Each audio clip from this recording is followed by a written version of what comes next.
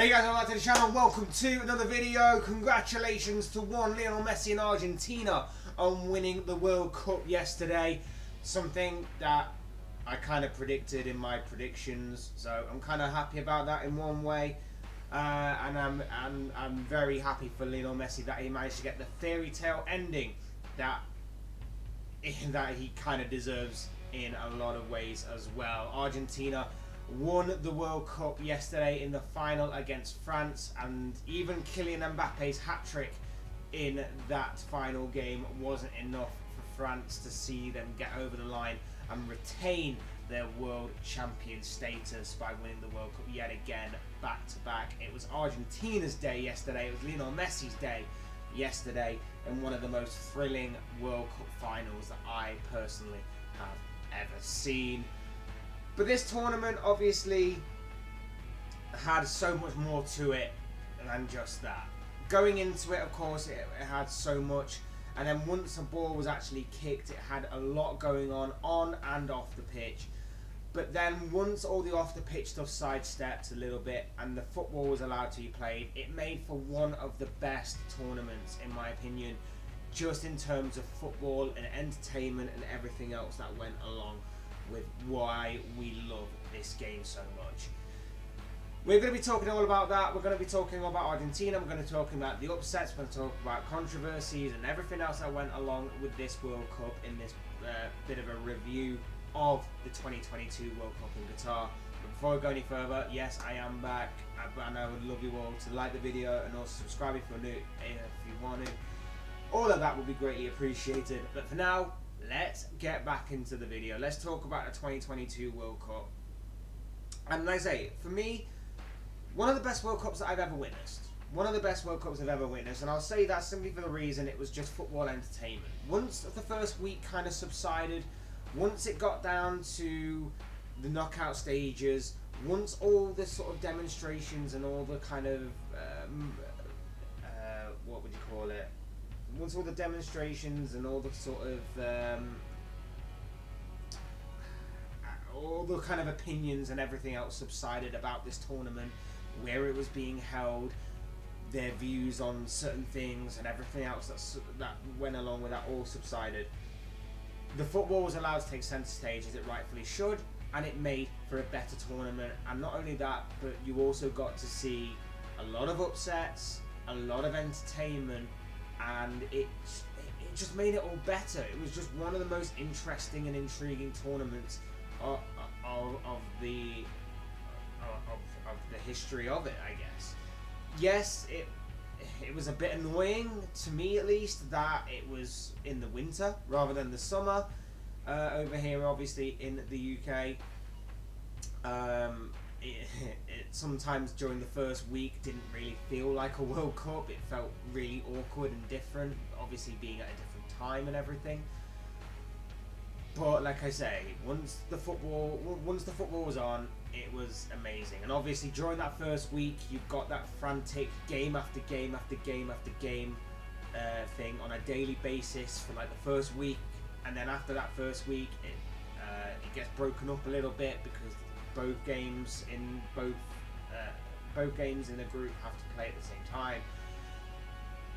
But it was very, very exciting. It was still very exciting, especially when it got down to the knockout stages, because that's when all the shocks happened. That's when all the excitement level gets raised up a little bit.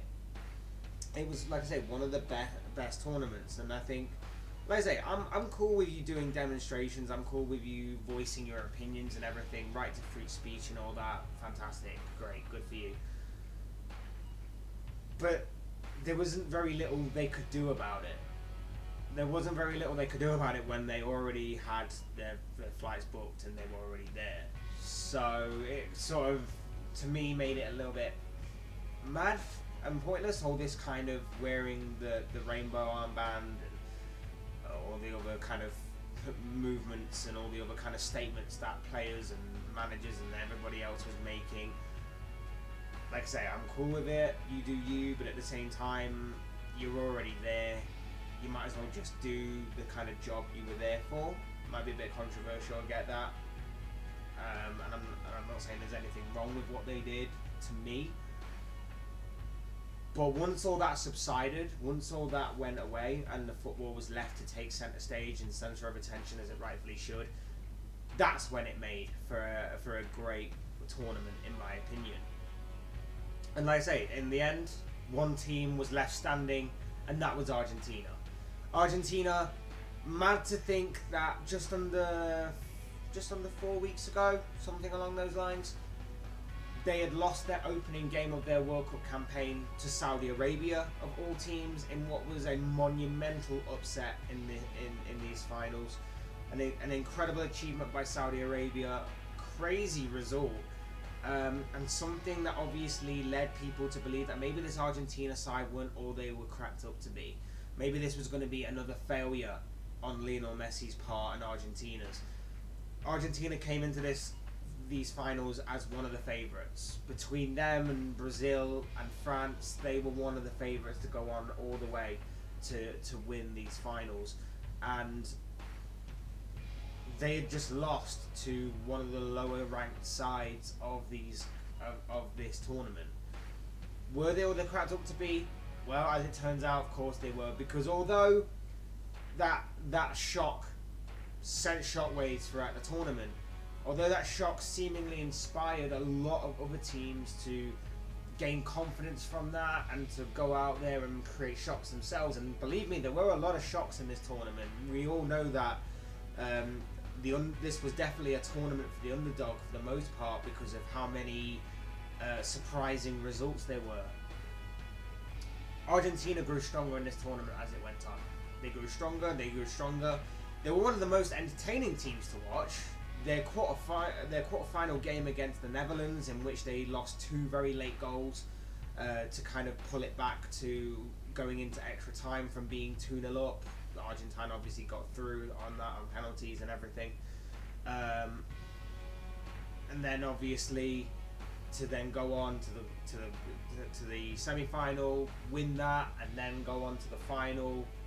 Seemingly again a carbon copy of the quarterfinal. They're seemingly comfortable. They're 2-0 up, and then France managed to pull it back. They go into extra time. They score a goal each, and then they go into penalties again. And this time, Argentina once again hold their nerve in the lottery of a penalty shootout. They were definitely one of the most entertaining teams to watch, and one of the most interesting and exciting teams to watch in these finals. But like I say, they grew stronger. They grew stronger as the tournament went on. Fair play to them, and it was the fairy tale ending that most of us had hoped for one Lionel Messi. He managed to get his hands on that World Cup trophy, following in the footsteps of obviously someone who rivals will say he's in the shadow of in Diego Maradona. Maradona will be looking down on him and smiling, as well as for the nation of Argentina, as well as for Messi's teammates and everybody else associated with Argentina. Absolutely amazing, phenomenal achievement, and arguably well deserved. Yes, there was a bit of controversy in that final in terms of penalties and refereeing decisions, but there was controversies about refereeing decisions and VAR and everything happening throughout the entirety of the tournament. It was one of the most controversial tournaments, not just for stuff off the pitch, but for what happens on the pitch. There was a lot of debate about VAR and refereeing decisions. Even on the opening game, Qatar against Ecuador, doesn't sound the most appealing game on paper. It's not going to be something that you're going to be watching in an international friendly. But because it was obviously a World Cup, the first game of the World Cup, a lot of people were watching it, and it was actually quite strange that, again, the opening 20 minutes or so, there was a very controversial VAR decision that went against Ecuador in favour of, coincidentally, Qatar. So read into that what you will. And it just kind of went on from there, really. There was a few controversial decisions that happened throughout the tournament that satisfied nobody. So read into that what you will, but the bottom line here is that Messi won, well, Argentina won the final. Lionel Messi was a big part of the Argentina squad that won the final. He got his fairy tale ending, And not even his PSG teammate Kylian Mbappe could have stopped it. He did his best. He scored a hat-trick in the final. Mbappe continues to show his own superstar status by scoring a hat-trick in a World Cup final, and he becomes the second player to do it after Jeff Hurst. But unlike Jeff Hurst, he didn't walk away with the World Cup trophy on this occasion. Unfortunate for France, battled hard. Unfortunate for Kylian Mbappe, he managed to drag France through all the way to the bitter end, where they just couldn't keep their nerve in a World Cup final.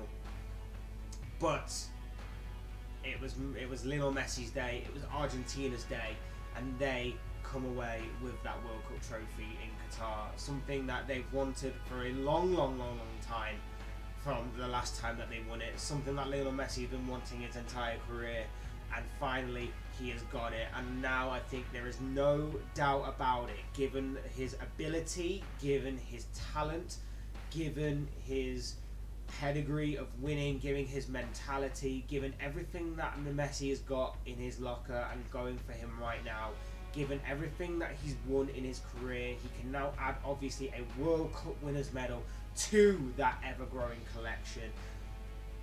He is, in my opinion, undisputed the GOAT of professional football. It's undisputed. It's undisputed. He is the GOAT. He is the GOAT of football. There. Easy. Very, very easy claim to make, I understand, but he is the GOAT. Unfortunate for France, like I say, congratulations to Argentina. But there were a lot of other things that happened across this tournament as well. We already talked about referee controversies and everything. It wasn't a great display of refereeing from across the world by some of these refs, put it that way. And for VAR, of course. I think there's definitely cause for concern there a little bit. I did like how added time was done in this competition. A lot more added time was used for controversies and injuries and VAR moments and everything. There was pretty much a minimum of like 6 minutes, per game at the end of each half in these tournaments, it seems. I was a big fan of that, and I really do hope that other countries and even their big continental cups, especially like the Premier League and the Champions League and everything, do kind of take that on board at some point, because that was actually a pretty good idea and obviously much needed, because it just seems like referees just want to get off the pitch as early as possible.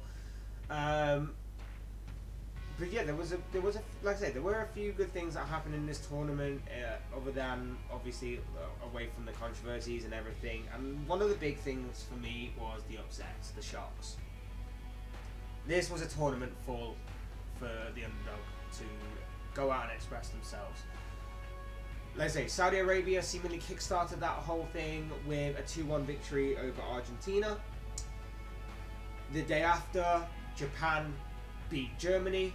Germany were eventually knocked out of their group. The second time in a row that Germany have been knocked out of the group stages. They were very underwhelming. They were very poor. And I said in the predictions that I thought Germany had a very good squad.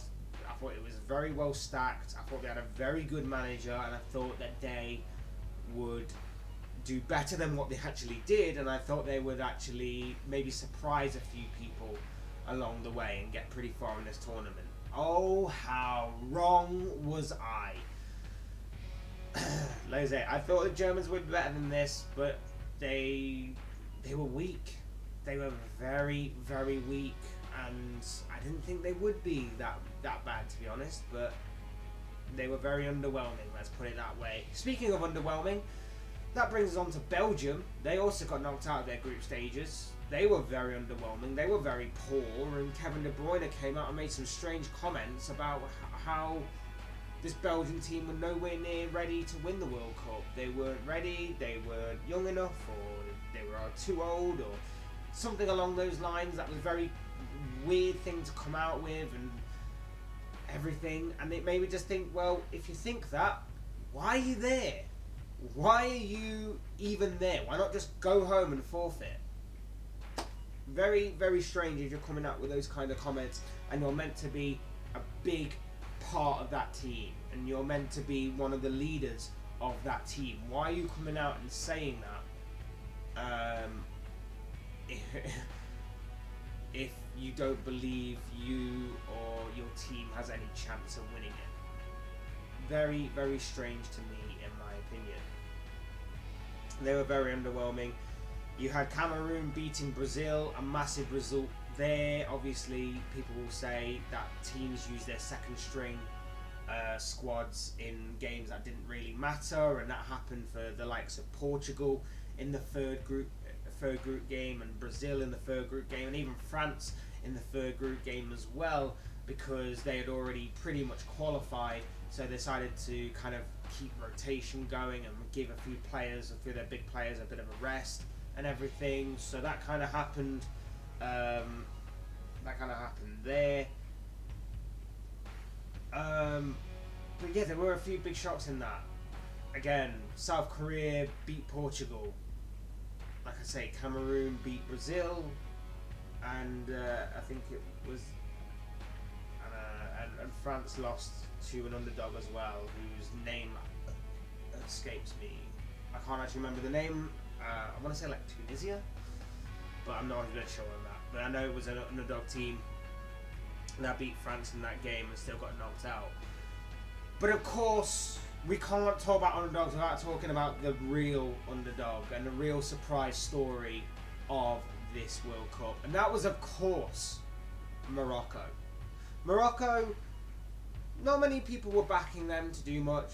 Not many people were backing them or would have thought that they'd be the surprise story of these World Cup finals.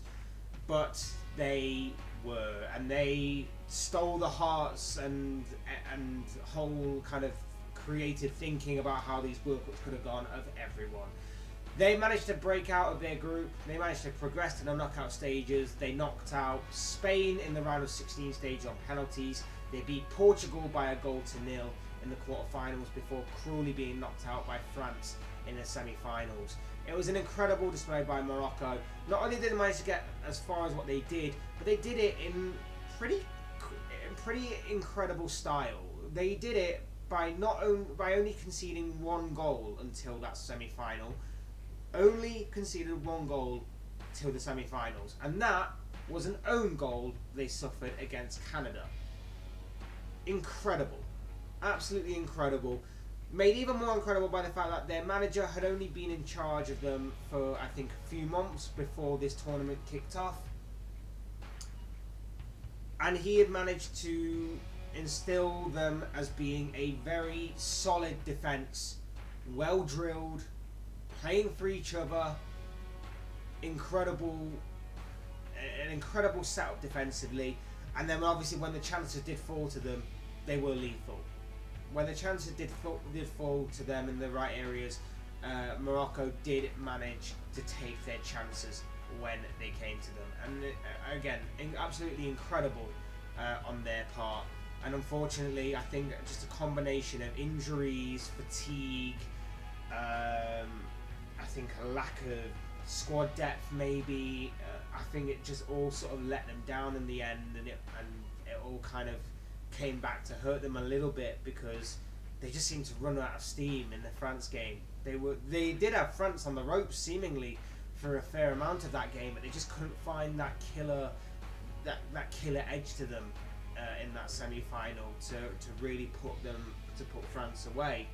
And I think in the third place playoff, which is a game that I understand why they do it for like tradition and everything, but I don't see the point in it necessarily, to be honest. Again, I think you could just tell that they just sort of ran out of steam a little bit in that game as well. But nonetheless, it was a phenomenal achievement by Morocco, by their manager, by their players, by their fans, who I thought their fans and supporters were excellent throughout the tournament. And I think some of their players as well will definitely have a bit more extra attention on them in the near future. Amrabat definitely was a standout performer for Morocco this World Cup, and that's what these tournaments have been known for. These tournaments have been known for surprises. These tournaments have been known for people to show their talent on a bigger on a bigger stage, on a world stage, and maybe, just maybe, Amrabat is going to be someone that follows in that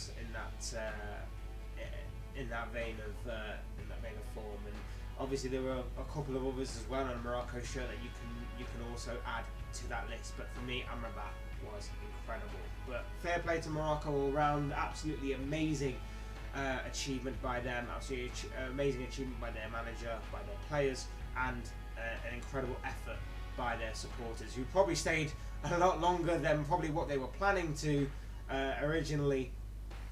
But fair play indeed. But overall, this was Lionel Messi's tournament. This was Argentina's tournament. This was about Argentina becoming world champions yet again, and a fairy tale ending for one Lionel Messi. But the strange thing is, it might not even end there for Messi. It might not even end there, because Messi has said that he's not ready to retire just yet. However long that may be, we don't know. Obviously, he's 35 right now. He'll be about 39-ish when the next World Cup comes around. So he could probably go on till he's 39, to be honest. And I think Argentina would love him to stay for one more tournament. And if he actually does, then that would be incredible in itself. But if he was to end it all right now, he could end it by being a world champion, by helping Argentina to becoming world champions. Something that they've wanted for a long time. Something incredible, something that, like I say, Diego Maradona is probably looking down on them and smiling, and is very happy about what he saw yesterday. An incredible achievement, incredible feat made by Argentina, by Lionel Messi, and by the whole of Argentina as a whole. Incredible achievement. Fair play to Argentina, the World Cup champions of 2022. Only 4 more years to the next one. Only 4 more years. Well, actually 3.5 years, isn't it, technically now, till the next one, unless, I don't know, they swap it to Qatar again. But yeah, incredible achievement. I enjoyed this World Cup, like I say, for the most part. I enjoyed it for the underdog stories. I enjoyed it for the level of entertaining football and everything. But of course, those are just the thoughts, comments, opinions, predictions, feelings, whatever you want to call it, of this guy. I want to know what you guys think. What do you guys think of the tournament that has just been and gone, of the World Cup in Qatar for 2022? What are your own thoughts, comments, opinions, predictions, feelings, whatever you want to call it, on anything that I talked about within this tournament? The Argentines winning it, the Moroccans being the surprise story of this World Cup, the controversies, the demonstrations, the underwhelming teams that are in it, like Germany and Belgium and everything. What were your guys' thoughts, comments, opinions, predictions, feelings? Anything along those lines down in the comment section. I'm sure will all make for interesting reading. Otherwise, hit the like button on the way. If you enjoyed the video, subscribe if you're new. I want to see more content like this. Both things always and forever be greatly appreciated. And as always, thank you all so much for watching and listening. I've been Fletch. This has been another Fletch Talks video. And I'll see you all again soon in another video.